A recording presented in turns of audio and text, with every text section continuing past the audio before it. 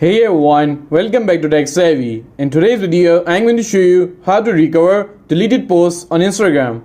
If you have accidentally deleted a photo or video, don't worry, I will walk you through the steps. So let's dive right in. First, open up the Instagram app on your phone. And once you are on Instagram, tap on your profile icon at the bottom right corner of the screen.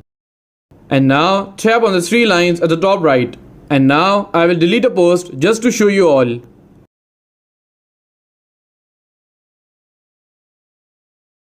As you can see, my post has been deleted. Now, how to recover it? Just tap on the three lines at the top right corner of the screen.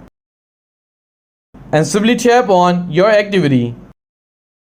And here you will see option of recently deleted. Tap on it. To restore a post, just tap on it. And then tap the three dots at the top right corner and select Restore. Instagram will ask you to confirm. And once you do that, your post will be back on your profile.